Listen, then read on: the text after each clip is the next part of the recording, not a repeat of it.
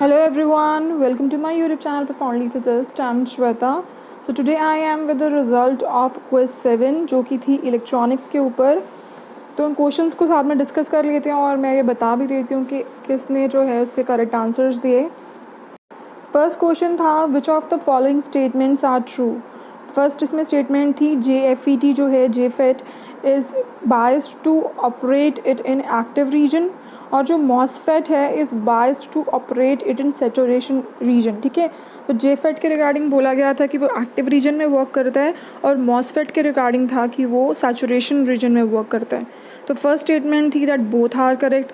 Second था that P is correct and Q is incorrect. Third था P is incorrect, Q is correct.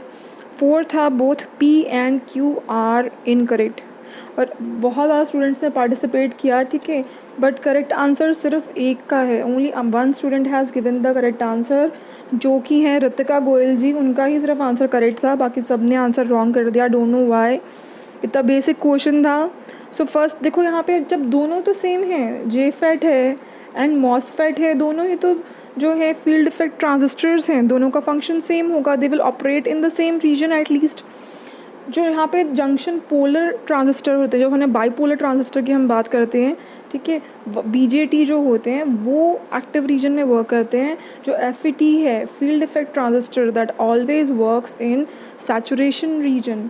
So first statement जहाँ पे उन्होंने बोला कि जो FET है वो एक्टिव रीजन में वर्क कर रहा है, दैट इज़ रॉन्ग. ठीक है, तो करेक्ट ऑप्शन इसका C आना था. क्वेश्चन नंबर 2 है, उसका आंसर ऑलमोस्ट सब ने ही करेक्ट दिया. जितने स्टूडेंट्स ने पार्टिसिपेट किया था सबका ही ये करेक्ट आंसर था. ठीक है, तो यहाँ पे जो सेकंड क्वेश्चन था वो देख लो क्या है. For a base current of 10 micro ampere what is the value of collector current in common emitter of beta is equal to 100.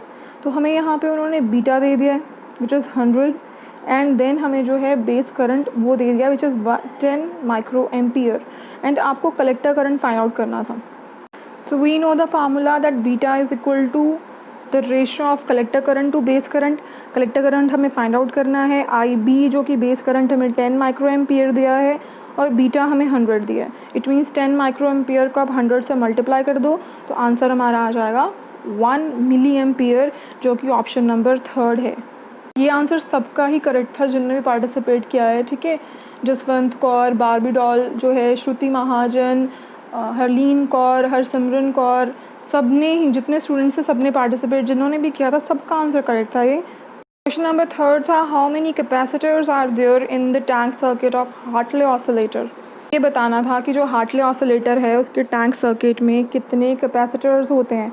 तो जो हार्टले ऑसिलेटर है उसके टैंक सर्किट में 2 कैपेसिटर्स होते हैं. ठीक है, तो 6th का करेक्ट ऑप्शन B था, जो कि कुछ स्टूडेंट्स ने इसका आंसर करेक्ट दिया, जो कि है इजी लर्निंग, सुखवीर कौर, अनु शर्मा, हरलीन कौर, श्रुति महाजन, मुनु अरोरा. सिर्फ आप लोगों ने ही जो है इस क्वेश्चन का आंसर करेक्ट दिया, बाकी सब ने जो है इसमें मिस्टेक कर दी.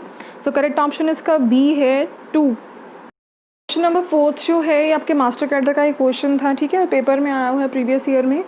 So the question is the device that shows a negative differential resistance among the following is Zener diode, tunnel diode, photodiode या फिर silicon PN junction diode. तो ये क्वेश्चन जब मैंने आपको इलेक्ट्रॉनिक्स करवाई है हम सारे क्वेश्चंस डिस्कस कर चुके हैं. तो ये क्वेश्चन प्रीवियस ईयर में आया भी हुआ है एंड अलॉन्ग विद दैट हमने डिस्कस भी किया हुआ है. तो नेगेटिव डिफरेंशियल रेजिस्टेंस आपको पता ही है, जिसके टेम्परेचर के साथ रेजिस्टेंस जो है, टेम्परेचर जैसे इंक्रीज़ हो और रेजिस्टेंस डिक्रीज़ हो, उस जो डिवाइस है उसको हम कह देते हैं नेगेटिव डिफरेंशियल रेजिस्टेंस डिवाइस, और इसका करेक्ट आंसर है टनल डायोड. ठीक है, 4th का करेक्ट आंसर जो है that is B, tunnel diode. ये आंसर भी ऑलमोस्ट सबका ही करेक्ट था, ये सबको आता ही था. क्वेश्चन नंबर 5 है, ये फिर से मास्टर कैडर में ही आया हुआ है, प्रीवियस ईयर का क्वेश्चन है ये. The arrow head on the transistor symbol always points in the direction.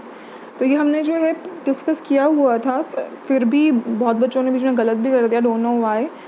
तो क्वेश्चन देखो क्या था. एरो हेड, जब हम ट्रांजिस्टर का जो है सिंबल ड्रॉ करते हैं वहाँ पे एक एरो हेड होता है.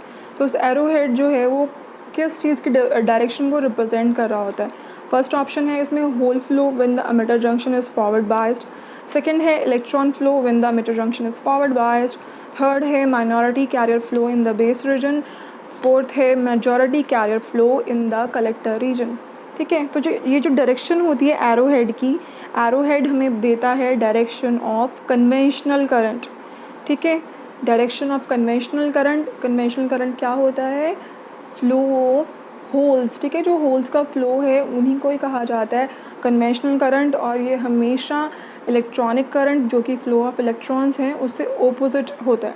ठीक है, तो ये ध्यान रखना है आपको, जो एरो हेड है that is the direction of hole flow. अगर यहाँ पे डायरेक्शन ऑफ कन्वेंशनल करंट होता तो उसी को आपको करेक्ट मार्क करना था। ठीक है, तो इसका आंसर भी बहुत बच्चों ने करेक्ट दिया है, जैसे कि ये लर्न क्विकली है, बीइंग स्पिरिचुअल, हरलीन कौर, प्रदीप कौर ने, सोनू कुमार ने, NB है कोई, ठीक है, उन्होंने, बारबी ने, श्रुति महाजन, ऋतिका गोयल, हरलीन कौर, हरसिमरन कौर, ऑलमोस्ट सबका आंसर करेक्ट था इसमें। क्वेश्चन नंबर 6 था ओप एम्प के ऊपर, ऑपरेशनल एम्पलीफायर का क्वेश्चन था ये। Which of these is incorrect for an operational amplifier? एक ऑपरेशनल एम्पलीफायर के रिगार्डिंग जो है इसमें से कौन सी स्टेटमेंट गलत थी, इनकरेक्ट थी? फर्स्ट है it has high voltage gain. ठीक है, ये करेक्ट है, हाई वोल्टेज गेन होता है। सेकेंड है इट इज़ डायरेक्ट कपल्ड जो है एम्पलीफायर है, this is also correct. Third है it is only useful for amplifying AC signals. Fourth है it was originally design to perform mathematical operations. तो मैंने आपको बताया ही था ये मैथमेटिकल ऑपरेशंस परफॉर्म करने के लिए ही जो है इसको बनाया गया था। समिंग, सब्ट्रैक्शन, इंटीग्रेशन, डिफरेंशिएशन हमने देखा ही था। ठीक है, तो यहाँ पे जो इनकरेक्ट ऑप्शन मीन जो करेक्ट ऑप्शन है यहाँ पे इसकी that is C, it is only useful for amplifying AC signals. ऐसा नहीं है, ये इनकरेक्ट है, क्योंकि जो ऑपरेशनल एम्पलीफायर है that can amplify AC signals as well as DC signals, दोनों को एम्पलीफाई कर सकते हैं। सो फर्स्ट का ऑप्शन थर्ड करेक्ट आना था, C ऑप्शन।